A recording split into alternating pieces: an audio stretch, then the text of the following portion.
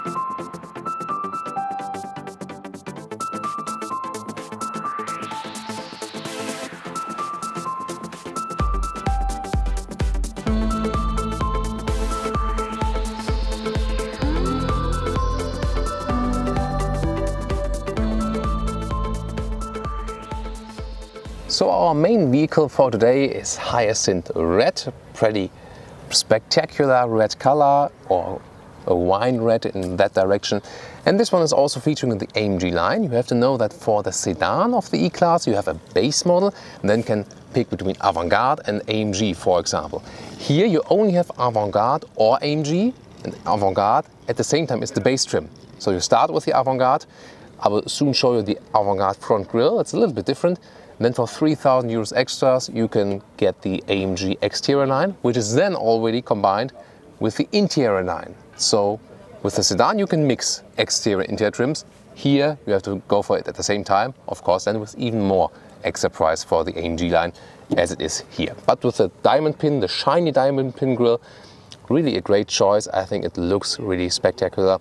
Also the sensors are hidden here, so we do not have a 3D Mercedes logo, but at least they styled it in a way that it appears to be 3D.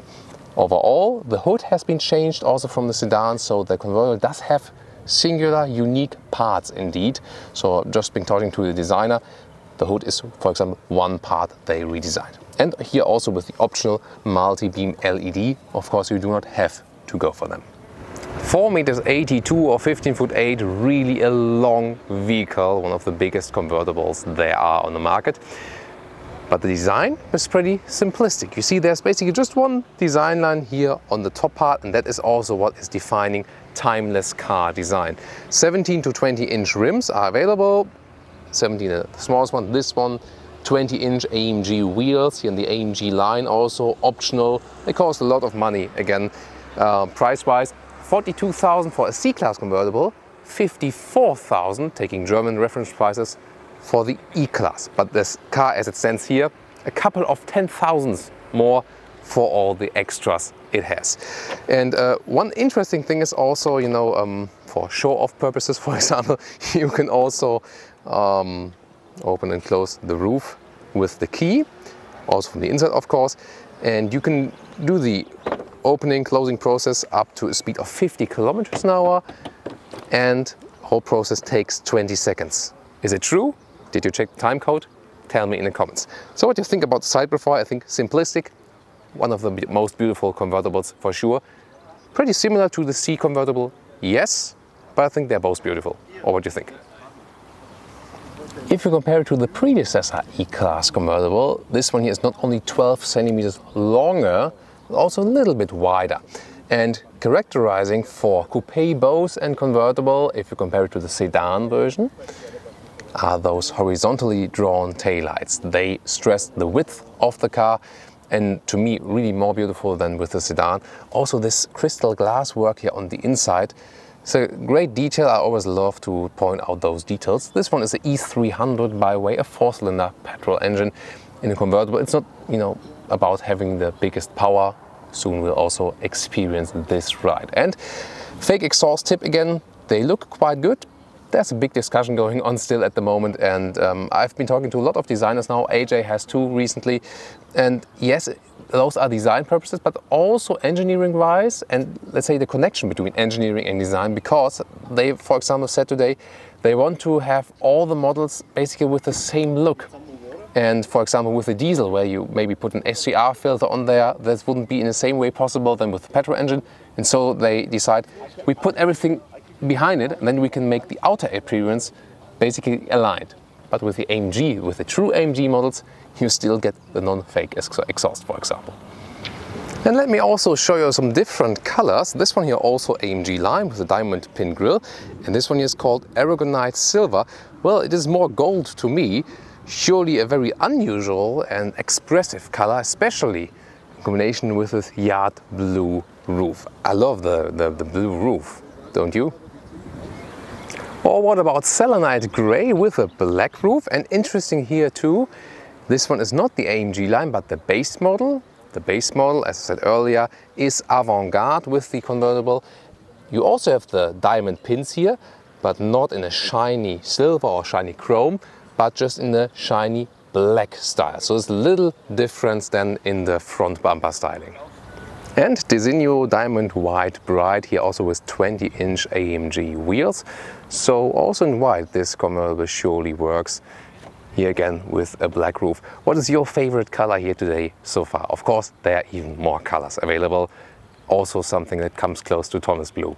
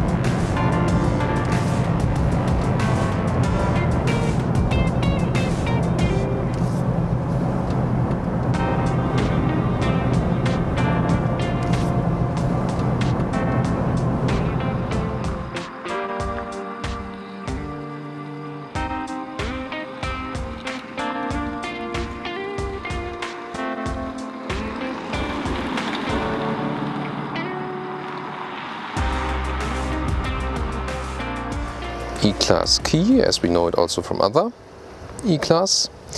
Then, first of all, there's the seat belt reacher, or the seat belt help.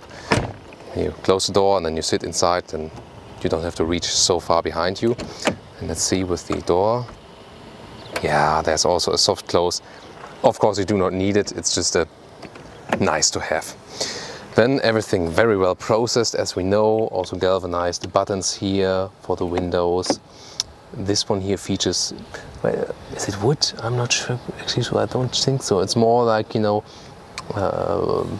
shiny black surface with white stripes, the contrast. Optional Burmester sound system.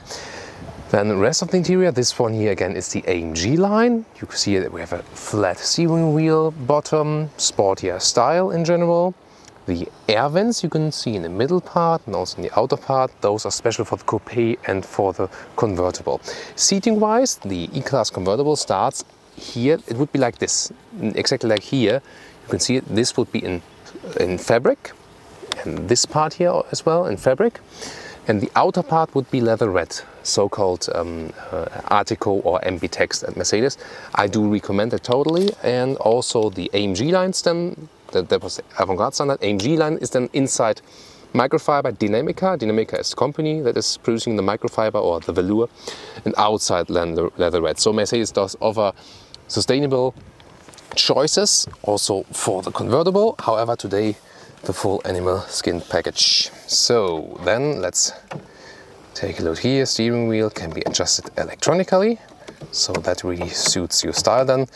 When the door is opened, you cannot control the seat that well, but here you see it's possible then to adjust the seat in all of the different directions.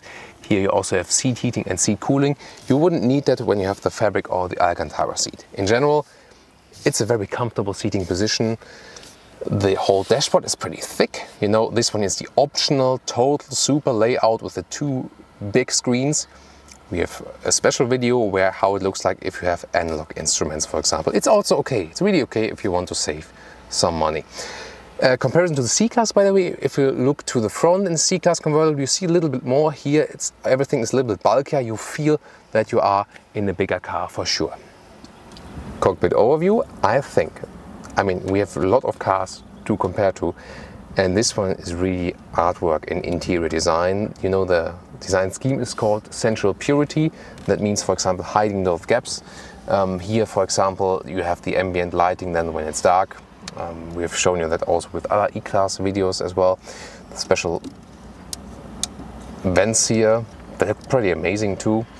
And the widescreen layout, again, design-wise, it's very clean. But I would also live with a smaller screen here and with analog instruments there. Also here, everything is drawn horizontally, so clean on the other hand, but then you got this central element here, for example, with this even not straight line. So you see, this one is the combination then of, cleanness and then some central emotional lines. And I think it works pretty well. Also small analog clock we have right there. And still buttons for the climate control, so you don't have to do everything with the screen. Here again, it's no touchscreen. So everything has to be controlled either with a central infotainment screen knob, or also new here with the E-Klasse, you can use your thumb, and with those touch pads here, you can control the left screen with the left thumb and the right screen, for example, with the right thumb. This is a way to be able to control all the stuff as a driver still, and not, touching anything which may be even more distracting while driving. What do you think about this very interior? So as for the left screen, for example, here you can choose it then with your thumb and then scroll through the menus, have trip information right there, for example, or also have a GPS view. Then you can see the directions. So there's much individualization possible. You can change the whole design, the whole layout here, for example, also to a more classic layout like this one, or so-called progressive as we've seen, or then the sporty one reminds us of AMG style. Huh? It is. There we go. So with yellow you can see there's higher contrast here, for example. Not too good to see today because the sun is shining well, but I think you get a good impression. And then the main infotainment screen, for example, with a wide look at the GPS system. You can zoom in and out with your thumb, so it's pretty handy actually. But you know, we also had an experience where we were misled a little bit in the way with the coupe, for example. So I'm not exactly the biggest fan of the software. You can connect your phone via Bluetooth, or also with you know, Apple CarPlay and stuff. You know, see here, for example, Android Auto. Then you connect your phone with the cable. And vehicle functions, for example, you can control so much, really. You can have a lot of different seat controls for drivers and passenger seat, for example, the massage function, all optional then again. And then you can also imagine why this car can also be bought not only in a 5 but also in a 6-digit euro figure. Dynamic select, this one will be interesting because you can have the vehicle data with a nice visualization for approaching angles, for example, also how the angles of the tires are, and here some performance meter. So you can play around so much with this system. Do you think it's over the top, or do you think it's up to date? What do you think? I want to hear your thoughts on that. Then the middle console, the lower middle console, 2 beverage holders in here, and there's 1 USB slot in the front. This one would be a central infotainment stick if you don't want to use it with a thumb, for example. You can also activate the camera system right here and the dynamic select lever, because this one here has not the direct control, which would be standard suspension. This one here has the adaptive suspension. Then there's also an air suspension available, but this one here, the normal adaptive suspension. Dynamic riding control. So and here you can open this middle armrest, 2 USB supports in there, and those are also the buttons for opening or closing all windows, opening or closing a roof if you don't do it with the key. And here this one is the button for the so-called air cap system. Pretty amazing system. I can show you that very soon, and this would be an alternative to the big wind deflector. So much great work with this interior, but then they put this back mirror in there. It looks like, you know, like from a 1960s car, you know, from a base trim level. I'm not sure. Why not putting a beautiful one with frameless mirror or so? That couldn't have been so expensive, you know. So what about the rear? You see there's this kind of knee space when I'm sitting as a tall driver in the front.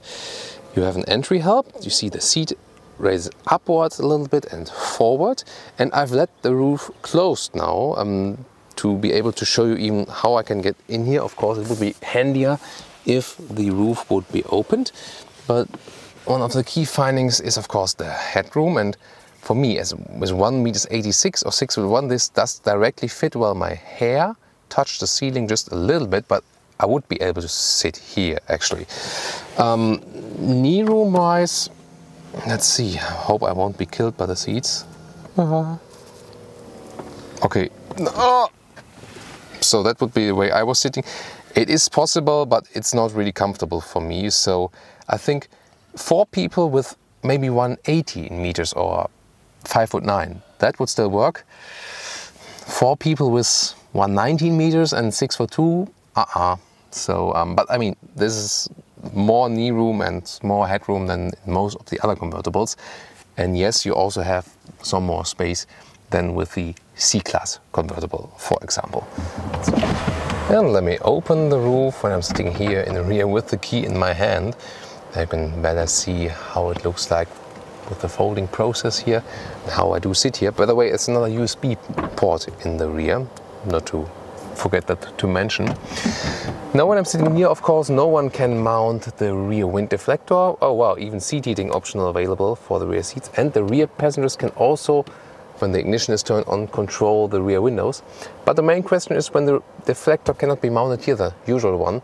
What about this air cap system? Let's take a look. So, and here we go. If you pull the button in the interior, this is the front one. And also there's a second small wind deflector in the rear, and then the airstream is pulled over above your head, and then to reduce turbulences is here again the small wind cut, and I can also put it down again and you can see it. And overall the system massively reduces the wind turbulence. You see it's all flat again. Massively reduces the wind turbulence for the rear passengers. However, I can just stress it again, if you're only interested in you know, a little amount of Here you can see I can raise the window in the rear. If you're only interested in wind turbulence for the front passengers, then it's really more about the classic wind deflector, and then you can also save the air cap. This is really more if you have maybe children or so and want them to have, you know, low wind level in the rear. So rear view camera will appear with this logo, but also the opening mechanism, and we left the luggage here inside so we can show you what is fitting in here. That way you see it at the moment, 310 liters of capacity. Or if you have the roof closed, as it is right now here, you can also have 385 liters, and then this one could be pushed manually in the base version, but here we also have the electric function to enlarge the trunk. And the interesting thing is that you can also, from the rear here, there are two buttons on each side, and then you can, well, it's not automatically fitting, but you can unleash them here, and then you go here, and then you can put down the rear seats like this. Hey guys, this one is, by the way, also remove it like this, that you can see through. There we go. And then you can also load through some longer things. And you might wonder, what was that thing we had there between the seats? It's a very clever storage space for the true wind deflector. You know, there is this new air cap system, which we also know from the C convertible, for example. But as a true convertible driver, you know that nothing really matches a classic wind cut. And if you drive with two people, this is definitely the cleverest solution, like this and like this. And then you also have it mounted. And this one is then, you know, that you have less wind turbulences in the whole cabin. And I would also prefer that one. We had the same topic with the C-Class. I do prefer that one here to this air cap system. However, the air cap system is very handy if you're often using this vehicle as a really four-people convertible. And of course, I mean, wouldn't really work in that way unless you have really small people here. But that's not allowed again, crash safety wise. So yeah, let's leave it with that. But I think it's good to have it here.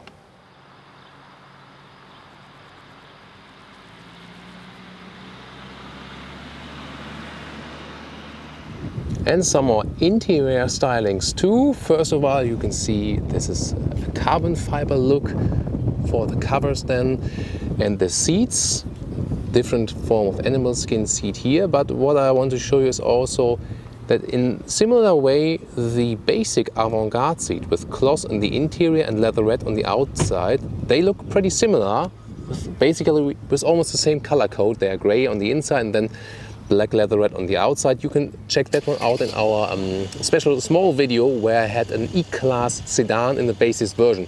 Pretty interesting. And one theme is definitely that you have a lot of color choice.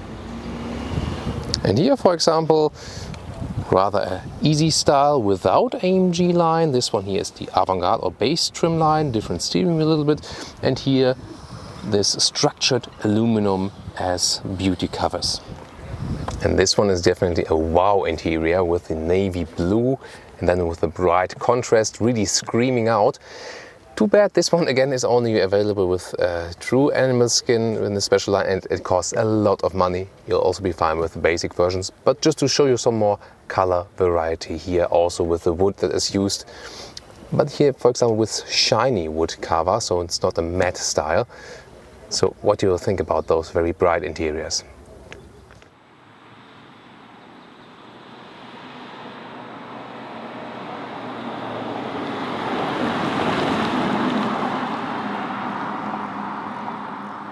So engines, petrol, 4 cylinders, 2 liter of displacement, 184 horsepower in the E200 or 245 horsepower in the E300. Then a 3 liter 6 cylinder petrol engine, all turbo, 333 horsepower in the E400, or diesel 220D, 2 liter 4 cylinder, 194 horsepower. And what about the AMG version? So same as in the coupe, what we do expect is not an E43 or E63, but an E50, something in between.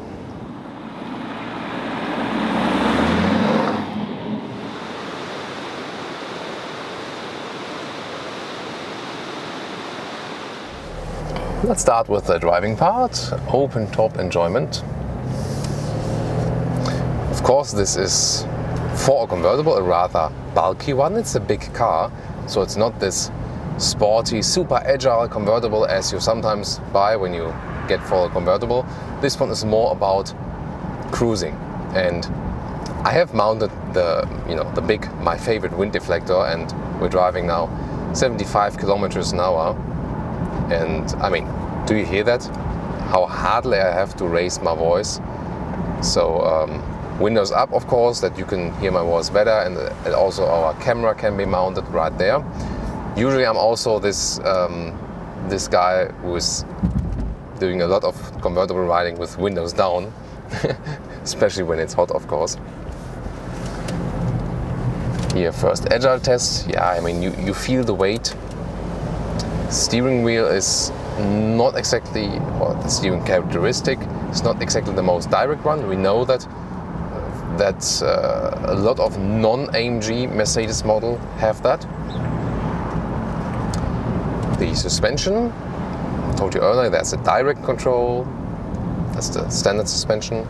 Then there's the adaptive suspension, dynamic body control, and then there's the air suspension, air body control. This one here, the middle one is mounted, so no air suspension, but adaptive. And at the moment I'm in the normal suspension mode, and the suspension is so soft and so comfortable that you could tell someone or your co-driver, hey, I got a new car with this superb air suspension. Everyone would say, really? Oh my God, that's so amazing, this air suspension. So you can really make people believe that, because already this adaptive one is so good. You can also put it to the sport mode, for example, then it gets a little bit stiffer. You feel that the bumps are transported to the road then more. This is more when you have some agile riding part, when I have some more fun. But as I already stated with the Coupe, this is not exactly the car where you hunt it around the corners. This is more about the cruising. There's also a Sport Plus mode. Then also the shifting is even more controlled. For example, the car shifts up later and shifts down earlier again. More fun to drive. Well, someone left the car there without tires. Nice. And for example, when you want to overtake a truck in front of you, that might be handy. However, not when there's so much cross traffic coming. In the Sport Plus mode, the car is also better as for the slalom discipline, for example, better reaction than from the road. However, the biggest difference to the C-Class convertible is definitely that the C-Class is and feels lighter, is more agile. Here, however, you have more space in the rear. And you know, going just through, running straight line, there's so much sovereignty from this car coming. So it's definitely also one of the most comfortable convertibles, that's for sure. So if you want to do a longer road trip, for example, inside a convertible, that would be a good choice. So there's hardly any wind coming in here now at the moment. You know, we can still also activate this air cap, and this gives us even more protection against the wind. And well, the question is really, do we need it at all, and does it make a difference then? It's a good question. Let me just put it in cruise control, about 80, then activate it again. So now it's activated. Well, I feel that the wind noises that are coming are even higher now, because in the front, you know, that the wind is being pushed over the car. Just feeling the wind turbulences here.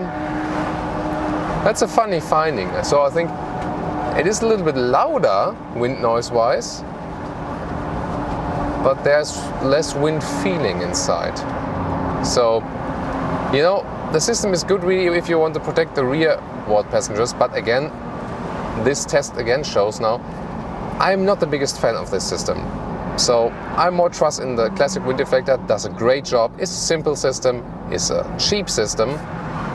And the other one, you know, the question is really, even the classic wind deflector now, it is in comparison to other wind deflectors from other vehicle manufacturers, fairly easy to mount and demount, for example. And you know, if there are sometimes some that are really hard to mount and demount, then I can maybe understand it to go for an easier system.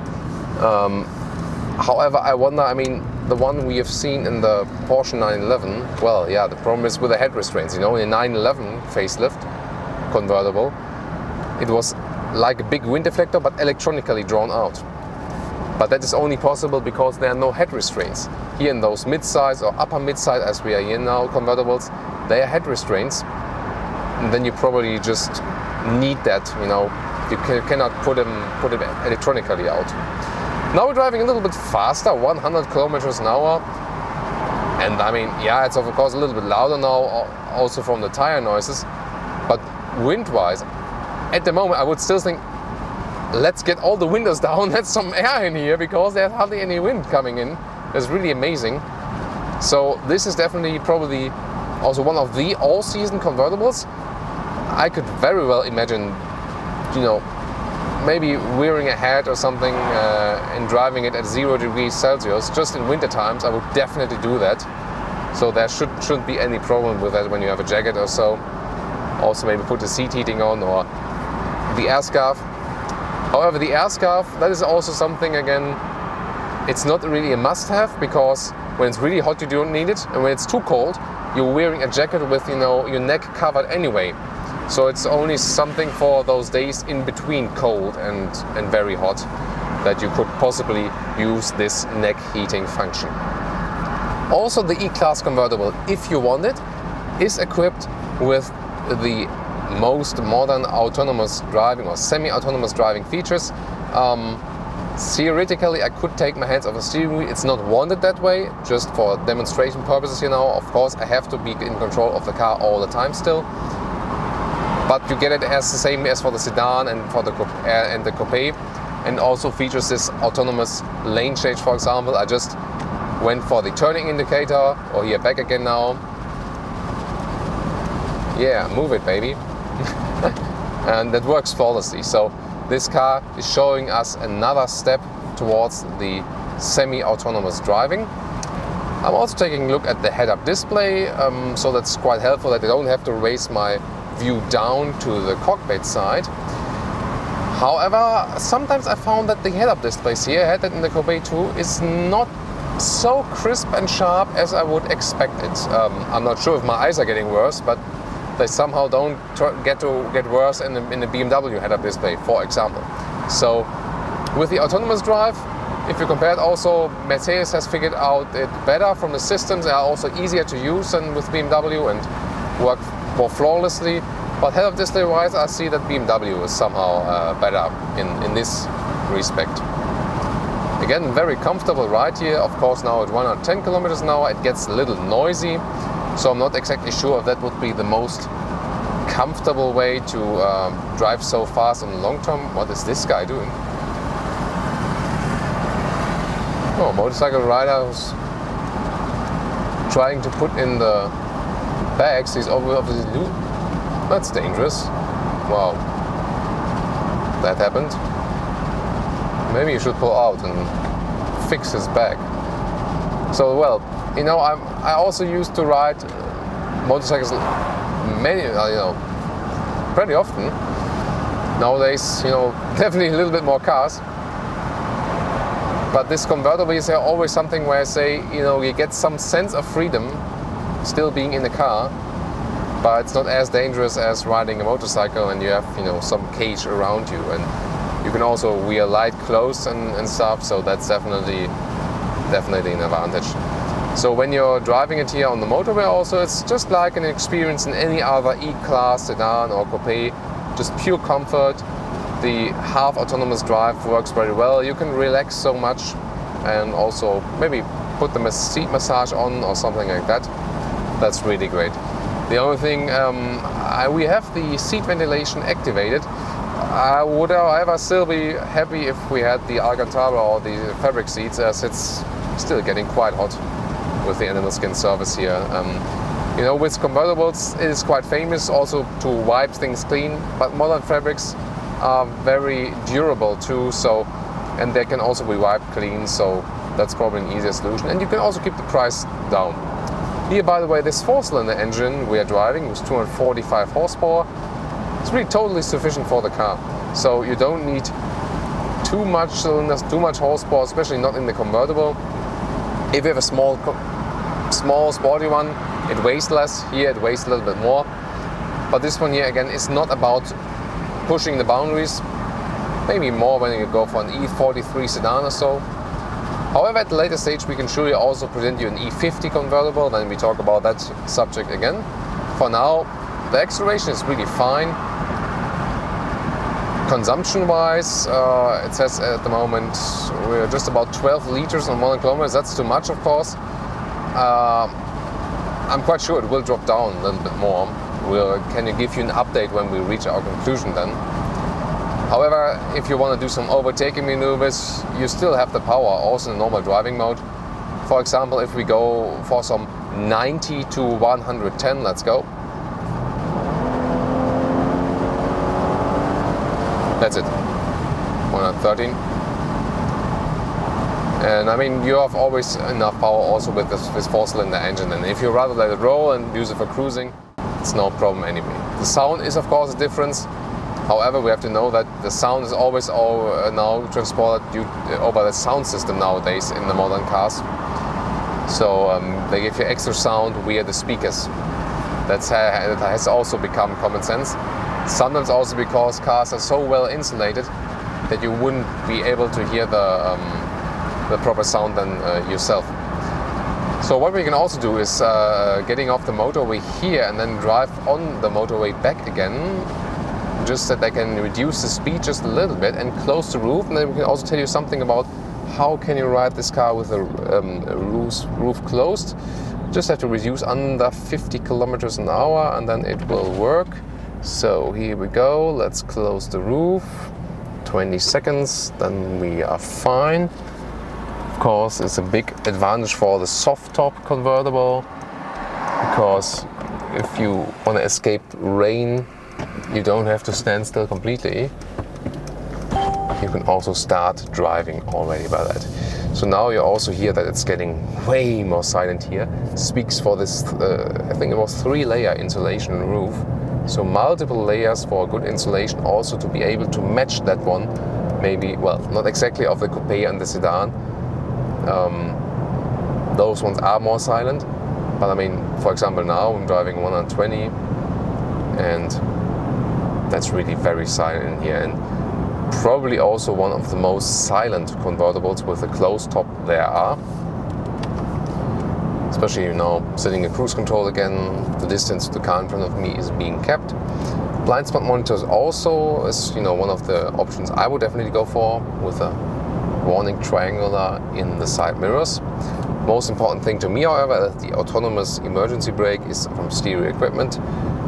Yeah, I mean, we expect for that price of a car, but just to mention it, here the red triangle now is flashing, so signalizing there's a vehicle coming from behind. Also, headroom when the roof is closed is really sufficient, so plenty of headroom here. I think they could have even made it a little bit flatter, maybe design-wise. So I'm usually more about, you know, what's the space on the interior, do we have comfort on the interior, but this one could indeed have been made a little bit flatter, for sure. So I think the main characteristics are really this very sovereign driving feeling, great assist optional systems for the semi-autonomous drive, low wind noise definitely when driving, especially with the fixed wind deflector, which is totally my favorite. And to me it's always good when they are easy and clean and cheap solutions also for, you know, for the problems you might want to encounter or to increase your driving feeling. Steering wheel and characteristic-wise could be a little bit sportier for sure, but it's a heavy car, and this one might only be expected then for the E50 that is to come at a later stage. As we're driving now on the motorway, by the way, you see that the consumption is dropping down, and and now we're already below 12 liters. And let me just reset that for a second, and then you can see what is basically the idle consumption, or when you're just having it set to the cruise control, or how much effect it also plays how you really use the throttle. For example, you know, when we're riding downhill, of course, the car is hardly consuming anything, you know. Now it drops down to 1 liter, but it will go down, it will go up, of course, when we're riding uphill again. Thing is, you know, on the first few kilometers you're driving, of course, the car consumes way more than it would be done with a warm engine. Here again, it's pleasant to steer the car around for sure, but you don't expect this really sporty approach. If you're rather a fan of that, because I also want to offer you the help for that one, you would rather go with the C convertible. As for other very big convertibles, I don't see others that are really matching this one. This one stands out really in many ways, definitely. So I think to me it would be rather the question, do I really need the width and the length of this car? Or would I rather go and look at the mid-size convertible segment with, you know, BMW 5 Series, BMW 4 Series, then the Mercedes C-Class, or also the Audi A5, for example. Not every other manufacturer has a direct competitor to this one here. Question is also, you know, with the BMW 6 Series, yeah, that would rather come close to this one here. I mean, it's something between this one and the SL. As we recently also had the SL again, let me also talk about that one just for a second. Because, yeah, the SL is definitely sportier. It's more fun in driving. Of course, doesn't have the rear seats, that's the main difference. So this one I would really recommend if you're driving often with 4 people in the very same car. Also now, fierce bumps, you maybe heard one of those. That was quite a harsh bump, and maybe also sound-wise it was a harsh bump. But from the thing we felt here in the suspension, in the cabin, there was basically nothing. So I can again stress that the suspension is really superb. Here now I'm getting pushed a little bit towards the corner. The only thing, you know, driving-wise, that, you know, still feel the weight of the car. So my favorite is there, the E43 as a sedan. That one was great in comfort and great in driving. Let me try that here with a sport mode. It's a little bit better for sure. So it gives you more feedback from the road when it's getting a little bit faster and stuff. Now we're getting accelerating out of the corner. Yeah, I mean, it's good performance. You hear that high revving 4-cylinder engine. It's not a sonorous low frequency sound, but the performance is definitely there. And I will check the consumption, which is now at about 7 liters, because I have reset it to get another figure. And at the conclusion of the video, I'll tell you more about when we've driven even more and different riding mix, that we can tell you more about the final consumption. The brakes you can apply are really good, doing a great job, of course. But again, you feel the weight of the car. You have to be sure about that. And I mean, probably it appears to me, because most of the other convertibles they are on the market in general are really smaller and lighter convertibles. So this is maybe the you know, the biggest difference as for this one. But surely, definitely a ride to enjoy as always. And I think we gave you a lot of different aspects we have covered here. Of course, tell us what you think about this very vehicle.